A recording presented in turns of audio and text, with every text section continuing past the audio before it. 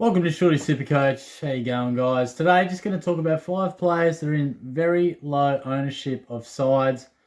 I must stress, I'm not saying pick them, but there's a couple. In fact, there's one guy, one defender, one young Hawthorn player that I'm really keen on picking. But the rest, you might want to keep them in mind for draft. If you've got a big draft league and you go pretty deep, you might just want to have a couple of these guys up your sleeve. I've had a couple been sort of mentioned in some questions. So I just wanted to go over them.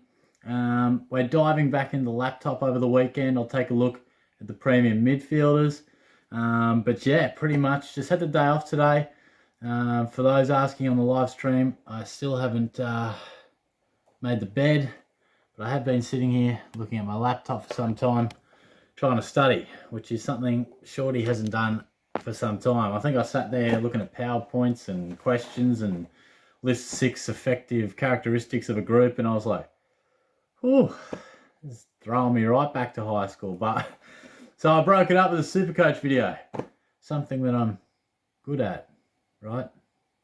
Anyway, I wanted to go through 5 guys, low ownership, more about your draft. Also, good news: we're going live each Wednesday, 8 o'clock, and we're not going to be filming out of a potato, which was well recognised on my last live stream, which was absolute trash. Couldn't work it out. Technology not my strong suit.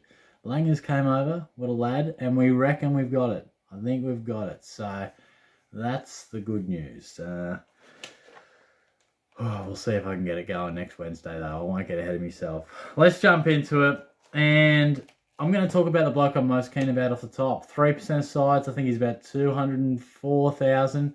Denver Granger Barras. Now, it's some sort of name, I'll tell you what, but about him as a player, didn't quite get going last year, was a very high selection in the draft, and the Hawks love him. Now, like I said, injury affected, didn't quite get going, got some games, and showed some really good signs against, I think it was Melbourne and one other game. Intercepting is his go.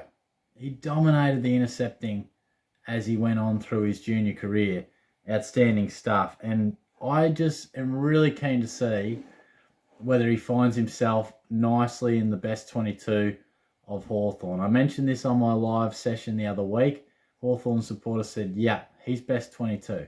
I guess you've got Frost is down there.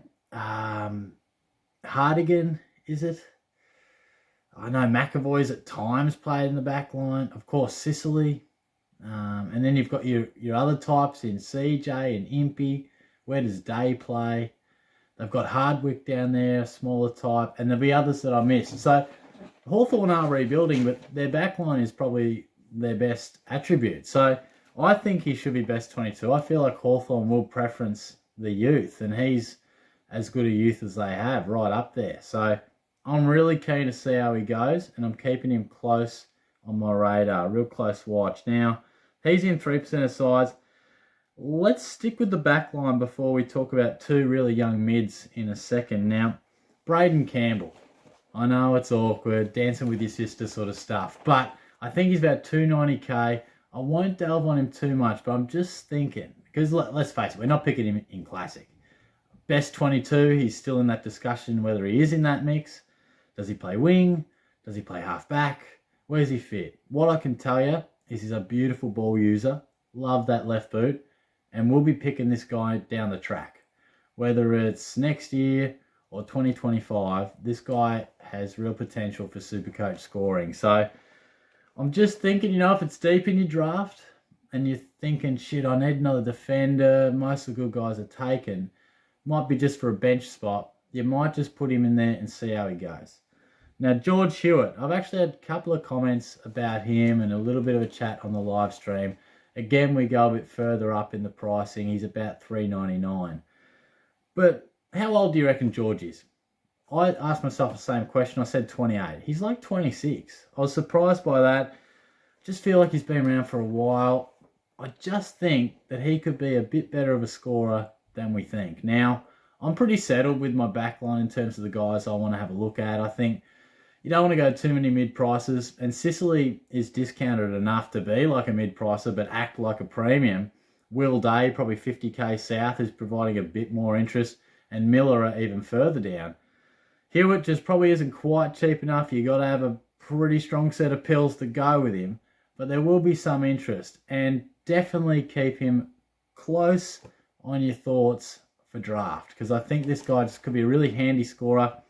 What could he do? He looks destined for a midfield role, which hasn't always been a lock and load for him at the Swans, but when he did play, we saw great tackle numbers, great clearance numbers. Now, obviously, he's far from the top pecking order in the Blues outfit, but he does come with a purpose, you know. That big body, they lose Ed Curnow. They desperately need a big body type. I mean, Cripps needs some support in there.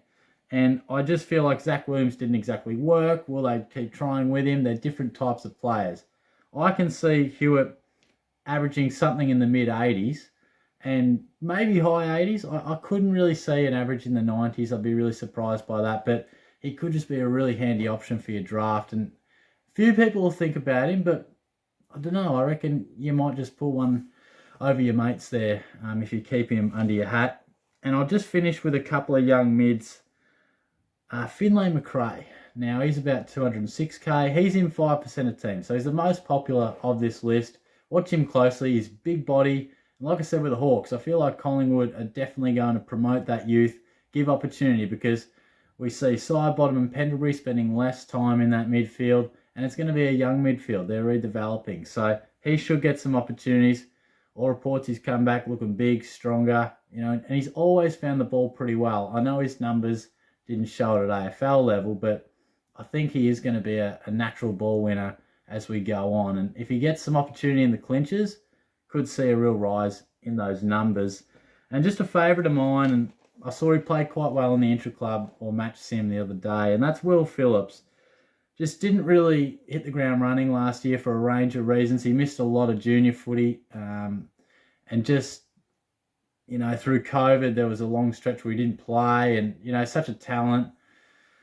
But he got opportunities, and he looks like he's got something about him, from my opinion. I know the numbers and the stats don't show it, but I think he's a likely type. He was drafted where he was for a reason, and I feel like we could see a real step in his development this year. I know the Roos are actually building a pretty strong midfield. You know, it's young, but there's a real core group of 6 or 7 almost that you go, this midfield could be all right in a couple of years. I feel like Phillips is part of it. If he can be involved in that rotation, he could be worth a bit of a look late in your draft. Again, it depends how deep you're batting in the draft. Some drafts only have 8 teams and you don't pick the full 22, so it's a bit different. But I just wanted to mention Phillips. He's probably the least relevant of the 5, but I just like him. Wanted to put him out there. Something to think about, if not for this year, but down the track. I think he's a likely type. So that's all for today. This one's, I've filmed it during the day, as you can see, but I've got a bit of dinner on tonight and might be uploading this one a little bit late because it's a day off, but Shorty's been bloody busy. Bit of study, just been pumping out some SuperCoach stuff at the gym. So yeah, we'll try and find a spare minute later to upload this one, but I hope you guys all have a good day. Have a cracking weekend as well. I'll be looking to put out some content pretty regularly, as I always do. Hopefully you guys have been getting around it. I look forward to you chatting on the live stream on Wednesday. Cheers.